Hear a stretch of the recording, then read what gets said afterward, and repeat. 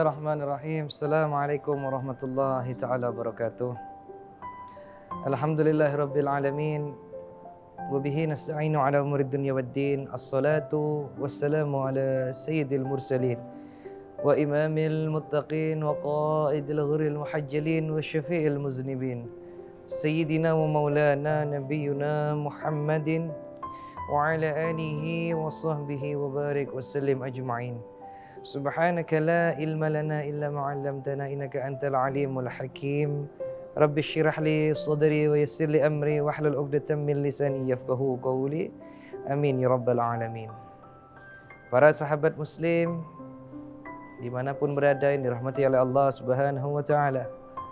Syukur alhamdulillah kita masih dipertemukan lagi oleh Allah Subhanahu wa taala di bulan yang mulia, di bulan Ramadan. Bulannya daripada umatnya Nabi Muhammad sallallahu alaihi wasallam.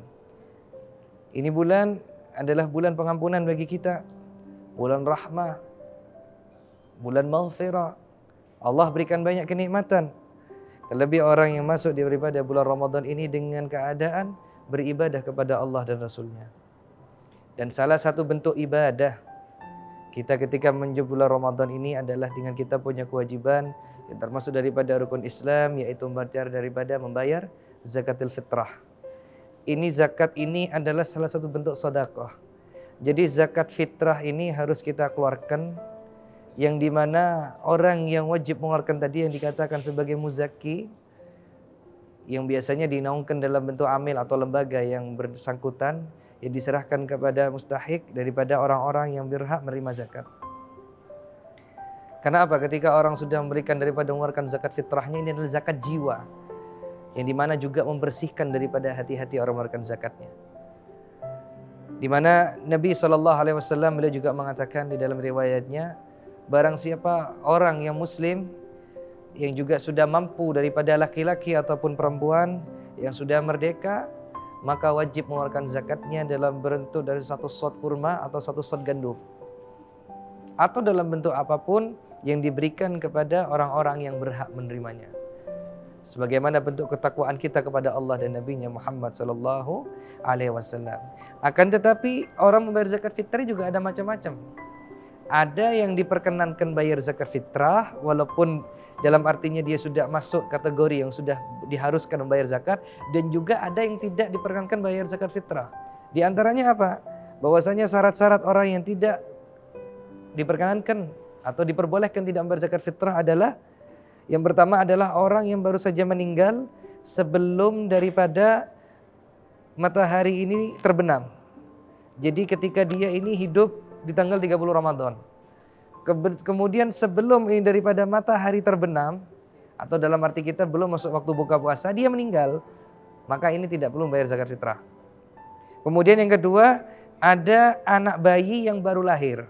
Nah, ketika anak bayi ini lahir di malam hari sebelum pagi Syawal, atau di malam hari atau di pagi 1 Syawal, yang artinya ini bayi tidak pernah masuki bulan Ramadan, maka ini bayi tidak perlu bayar zakat fitrah. Kemudian yang ketiga adalah mu'allaf yang baru memeluk agama kita Islam. Yang artinya apa? Kenapa Nabi mengatakan mu'allaf ini tidak diperkenankan juga bayar zakat, bahkan diperkenankan untuk menerima zakat mereka, supaya mereka tahu bahwasanya kita punya agama adalah rahmatan alamin.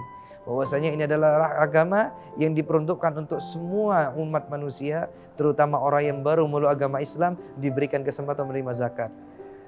Itu adalah daripada orang-orang yang tidak, daripada orang-orang yang bisa diperkenankan tidak membayar zakat. Adapun daripada orang bayar zakat fitrah ini, yang pertama adalah membersihkan harta. Jadi yang perlu kita ketahui, harta kita ini pada intinya adalah titipan dari Allah Subhanahu wa taala. Allah ini memberikan harta sama kita, terutama diwajibkan untuk bayar zakat.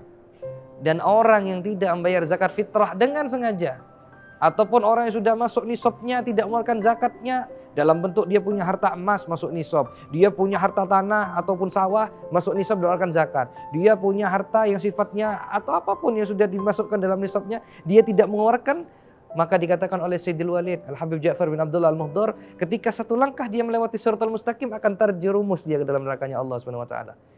Gagal dia melewati daripada masuk surganya Allah, melewati sirat karena satu sebab tidak mengeluarkan zakatnya. Yang kedua apa? Ketika orang mengeluarkan zakat fitrah, tenang hatinya. Orang yang mengeluarkan zakat fitrah ini, maka di dalam golbunya ini dikatakan golbun salim, salamatis sudur. Para ulama, para salafun sholihin, mereka ini memiliki sifat mengeluarkan harta. Bahkan tidak ada rasa ketakutan bagi mereka untuk mengeluarkan hartanya. Karena apa? Semakin mereka mengeluarkan hartanya, semakin hatinya diberikan ketenangan oleh Allah Subhanahu wa taala.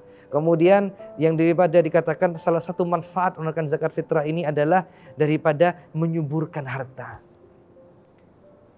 Dikatakan oleh Nabi kita Muhammad SAW, la yankusul mal illa min sadaqah.